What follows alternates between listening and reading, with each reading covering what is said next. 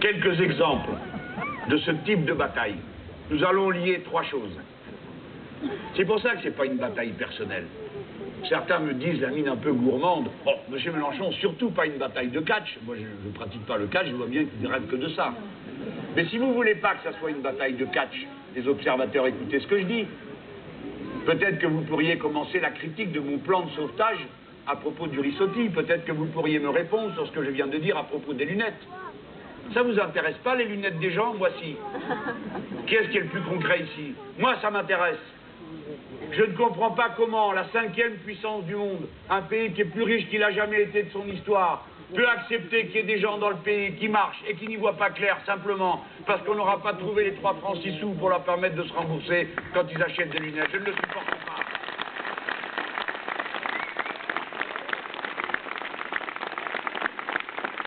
Notre bataille, elle va lier 3 choses que nous allons unir, et c'est en les unissant que tout le monde verra et aura envie d'être avec nous.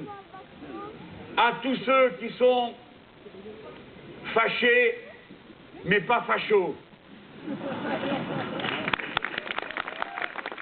je leur propose de venir se mettre en colère avec nous. Parce que nous, on a réfléchi à notre colère.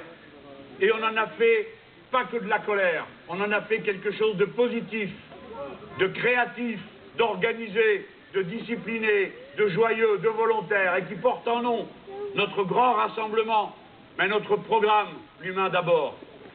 Si vous voulez savoir ce que j'ai l'intention de faire, non seulement comme député, mais le moment venu, si les circonstances le permettent, en dirigeant un gouvernement, lisez l'humain d'abord, vous ne pouvez pas dire que vous n'êtes pas prévenu.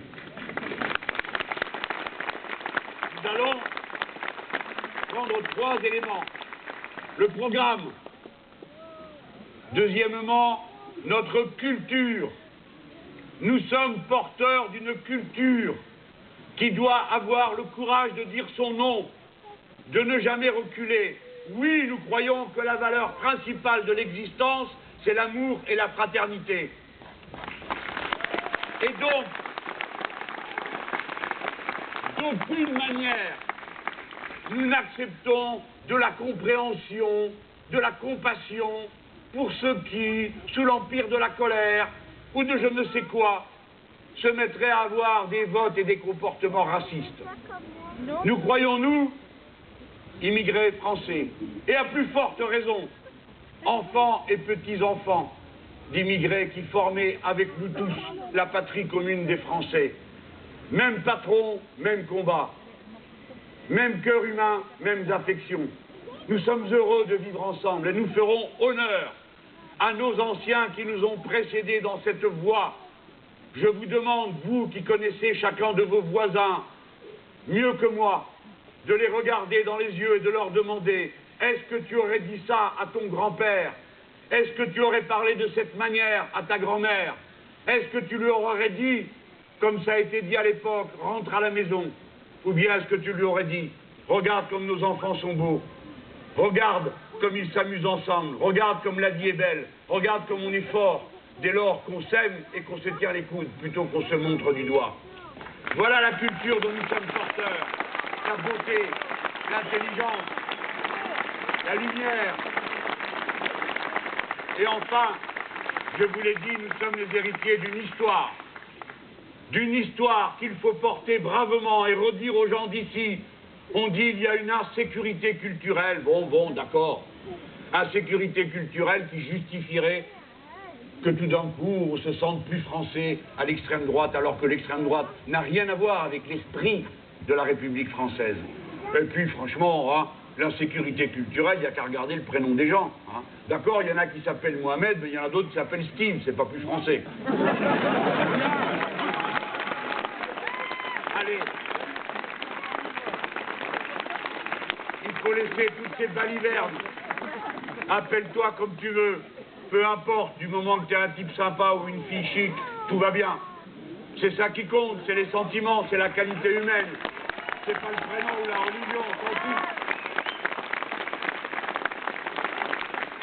Je reviens pour finir à notre histoire. Mes amis, c'est comme ça, j'ai voyagé le pays tellement de fois. Je l'ai parcouru dans tous les sens. J'aime mieux vous dire que certains qui n'en ont pas fait autant feraient bien d'en prendre de la graine avant de nous donner le son. Je connais tous les coins de France. Il y a des cultures différentes partout. Des manières d'être, des histoires qui traversent les gens. Les gens, des fois, ils ne savent même pas que c'est une histoire qui vient de très loin, qui leur a donné des mots du vocabulaire, des habitudes, des manières de chanter, des blagues, des mots. Et avec les mots vient la grammaire et la syntaxe. Et bon, vous parlez, voilà. Et ici, il y a une histoire longue qui travaille, je vous l'ai dit. Elle vaut pour tout le pays. Et elle vaut au-delà même du pays. C'est l'histoire longue de la classe ouvrière. Je sais bien que c'est le passé. Mais de ce passé, personne n'a envie d'y revenir.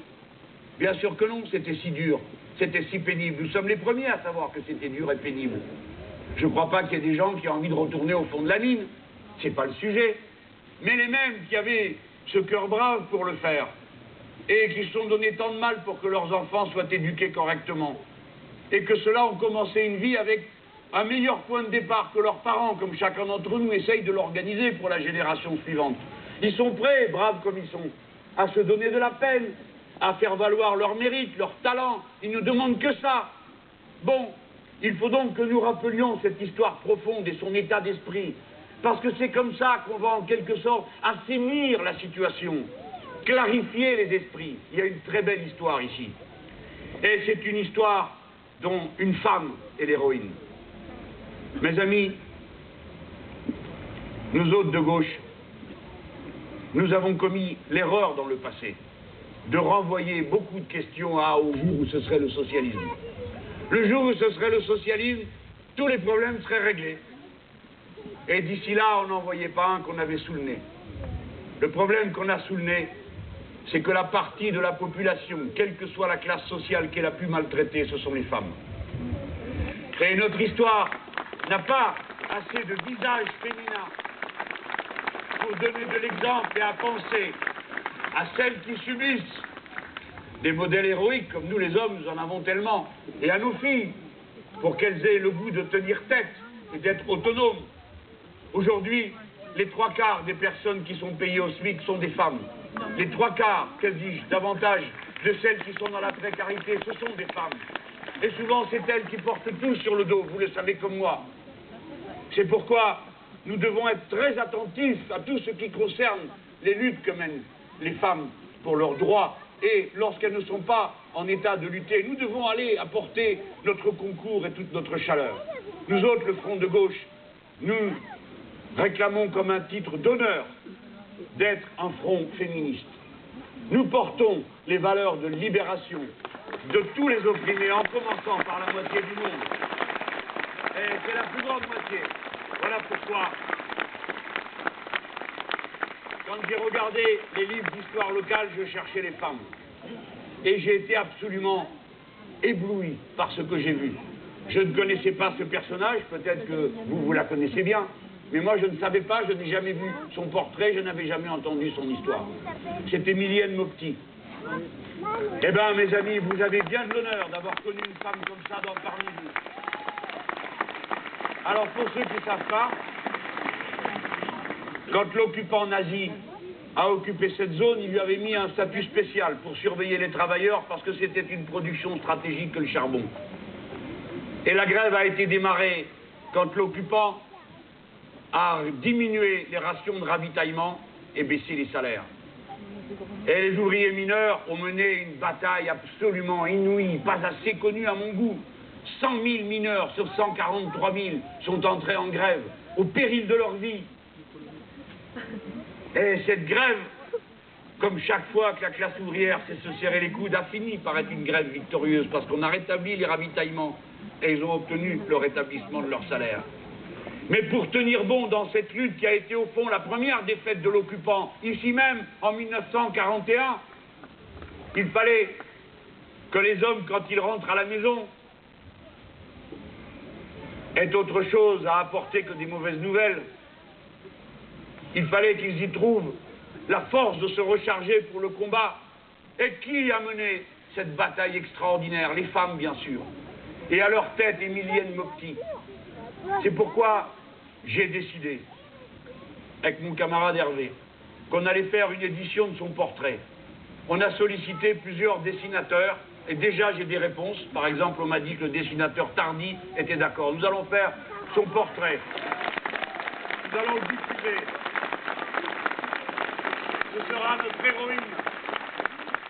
Nous allons placer notre campagne et les jours qui suivront, nous le placerons sous, en quelque sorte, non pas sa protection, mais son image. Nous serons, en quelque sorte, comme ses enfants. Emilienne Mopti a fait quelque chose d'incroyable. En pleine occupation nazie, elle a organisé des marches de résistance. Des marches, mes amis, vous vous rendez compte? Des marches alors qu'on était occupés, alors que les nazis étaient là, alors que la Gestapo arrêtait. Eh bien, ces femmes ont eu ce courage inouï de faire ça. Des marches partant du Puy Dahomey jusqu'au bureau. La compagnie Lumière.